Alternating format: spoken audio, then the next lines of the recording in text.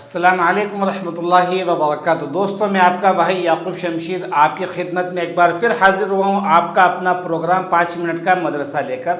हम अल्लाह से उम्मीद करते हैं कि अल्लाह इसको मेरे और आपके लिए दुनिया व आखिरत की कामयाबी का ज़रिया बना दे।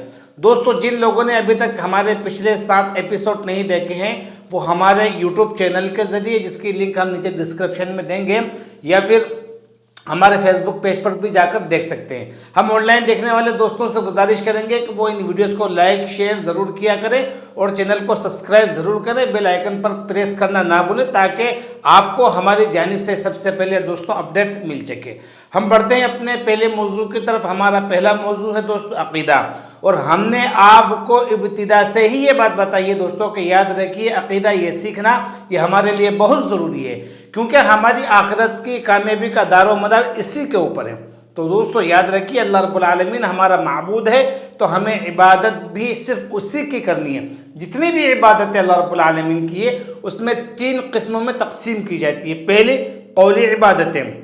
कौली इबादतों से मुराद वो इबादतें हैं जो दोस्तों जो हम ज़बान से करते हैं, जैसे ज़िक्र अज़कार है, घर में दाखिल होने की दुआएं हैं, घर से निकलने की दुआएं हैं। ये जो सारी चीज़ें हैं ये कौली इबादतों में दाखिल है और ये सिर्फ और सिर्फ अल्लाह रब्बुल आलमीन की हो सकती है। दूसरी किस्म की है बदनी इबादतें, जो हम करते हैं, नमाज है, हज है, ये सारी के सारी इबादतें जितनी जो बदनी हैं वो भी सिर्फ और सिर्फ अल्लाह रब्बुल आलमीन के लिए ख़ास है।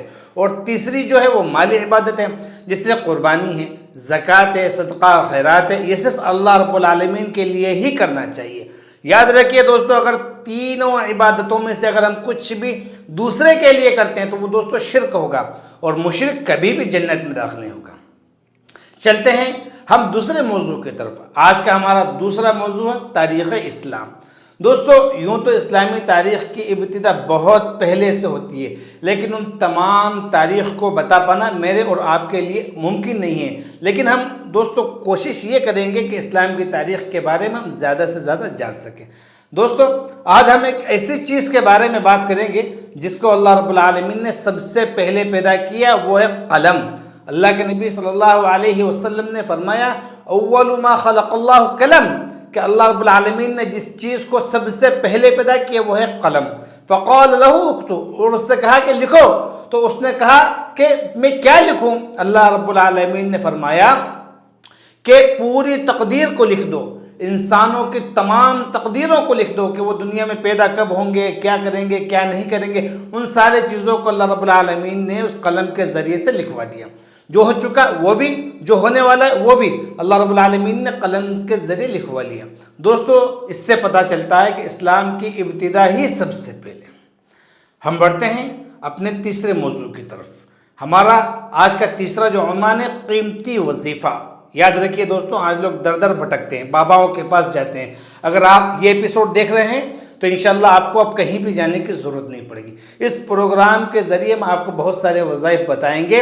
इंशाल्लाह आज हम एक बेहतरीन वजीफ़े के बारे में बात करेंगे कि जब इंसान नींद से उठने के बाद करेगा उससे उसको बहुत फ़ायदा होगा। तो क्या है दोस्तों कि अल्लाह के नबी सल्लल्लाहु अलैहि वसल्लम ने कहा कि जब बंदा सो जाता है तो शैतान उसकी गुद्दी पर 3 ग्रेह 3 गांठ बांध देता है और उस पर फूंक मारता है और कहता है कि अभी सोता रहे, रात बहुत बाकी है। लेकिन दोस्तों, अगर बंदा उठ जाता है और अल्लाह का जिक्र करता है तो उससे फिर वो एक गांठ खुल जाती है, और बंदा जब उठ करके वुज़ू कर लेता है तो दोस्तों दूसरी गांठ भी खुल जाती है, और जब बंदा फजर की नमाज को अदा कर लेता है तो फिर वो तीसरी गांठ भी खुल जाती है। दोस्तों, एक रिवायत जिसको उक़बा बिन आमिर रज़ियल्लाहु ताला अन्हु बयान करते हैं, फरमाते हैं कि अल्लाह के नबी सल्लल्लाहु अलैहि वसल्लम ने फजर की नमाज के बाद सूरह फलक और सूरह नास की तिलावत की और मुझसे कहा कि बेटा, हमेशा सोने से पहले और उठने के बाद इन सूरतों की तिलावत किया कर। लिहाजा दोस्तों पता चला कि एक वजीफ़ा